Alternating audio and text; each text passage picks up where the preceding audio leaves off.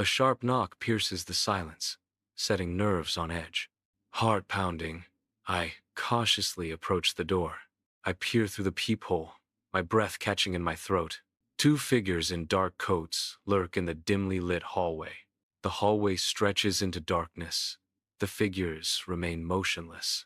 The door swings open, revealing two detectives standing in the hallway. A coldness sweeps through the room as one detective flashes a badge. The air chills, an unspoken tension filling the small apartment. The light dims, and the room is filled with an ominous presence. The detective's presence casts a long shadow, hinting at secrets. The room is silent, with the unspoken weight of the detective's visit. The interrogation room glares under bright, sterile lights, casting severe shadows that amplify the tension. I shift uncomfortably, my hands clammy as I begin to fabricate the events of the break-in. A fabricated timeline begins to unfold, each word measured and designed to deceive. My voice falters, betraying the unease that threatens to unravel the carefully constructed lie. The weight of the deception hangs heavy, threatening to collapse the fragile facade. The cold, sterile interrogation room melts away, replaced by the warm glow of remembrance. A younger Hannah sits across from me, her eyes sparkling with the joy of a cherished memory. The air thickens with unspoken emotion, the invisible threads of connection drawing us closer. "It was just easy," Hannah says, her voice soft with contentment. "A bar, your place, takeout, old movies." She recounts, each detail painting a perfect picture. "Perfect." Hannah breathes, her voice filled with the simple, undeniable truth of the moment.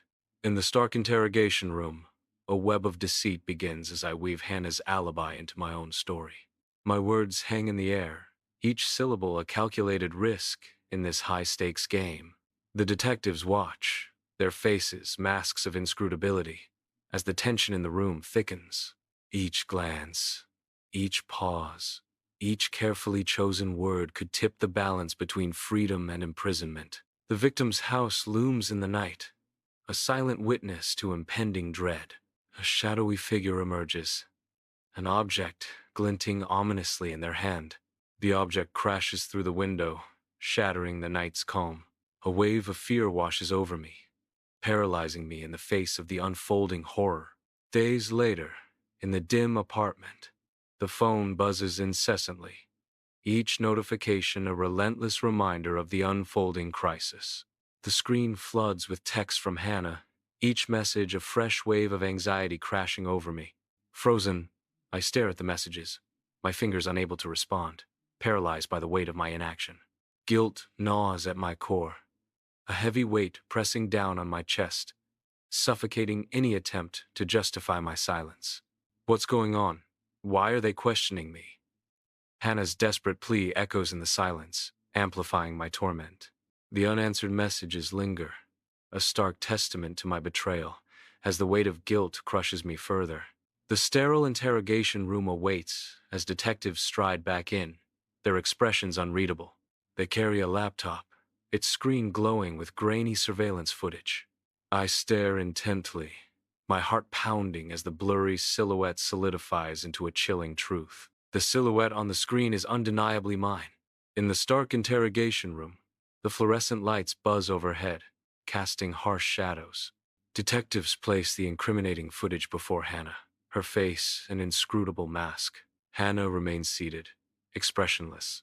Despite her calm facade, tiny beads of sweat betray Hannah's inner turmoil. Hannah and I walk free from the police station, the air heavy with unspoken words. The weight of our shared secret hangs between us, a barrier as real as any wall. Hannah pointedly avoids my gaze, her eyes fixed on some distant point. The silence screams louder than any accusation, the tension palpable. Every step away from the station feels like a further drift apart. 3 days drift by in hushed stillness, broken only by the refrigerator's hum and distant sirens. The phone vibrates on the coffee table. A voice echoes, filled with cold resolve. "You owe me more than your life." Hannah's words hang in the air, heavy with unspoken debts and looming consequences. In the dim apartment, I stare blankly at the text on the screen, the message burning into my mind. A sudden chill races down my spine, shaking me to my core as the harsh reality sets in. The weight of my guilt becomes a crushing burden, pressing down on me with unbearable force. I sink into the chair, the weight of my actions bearing down, the room spinning.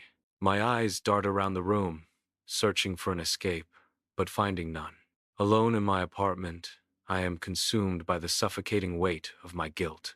Laughter fills the air as Hannah and I share whispered secrets under a canopy of soft fairy lights.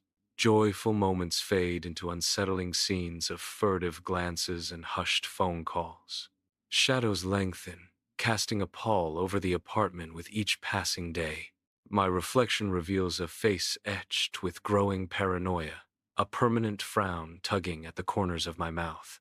The joyful laughter is now replaced by a chilling silence as my paranoia consumes everything. The coffee shop buzzes with activity, yet a heavy silence smothers the air between me and Hannah. Hannah's gaze intensifies. The aroma of coffee does little to mask the tension. Hannah breaks the silence. I need a favor. The air thickens, each word hanging like a promise or a threat. The power dynamic has shifted. In the quiet apartment, I am pacing restlessly, each step echoing in the oppressive silence. The unanswered question, what will Hannah ask, weighs heavily, casting a shadow of dread. Suddenly, the piercing ring of the phone shatters the stillness, jolting senses. Frozen in place, I hesitate, my hand trembling just above the receiver, fear paralyzing. The shrill ringing continues, amplifying the mounting anxiety and the gravity of the unknown. Each ring feels like a hammer blow, driving home the inevitable moment of truth. In the stark silence, a cold dread fills the room as I reach for the phone. The cold receiver touches my ear, and the silence amplifies the fear. A chilling voice breaks the silence. It's time to repay your debt. The weight of those words hangs heavily in the air. A wave of icy dread washes over me, the phone trembling in my grip.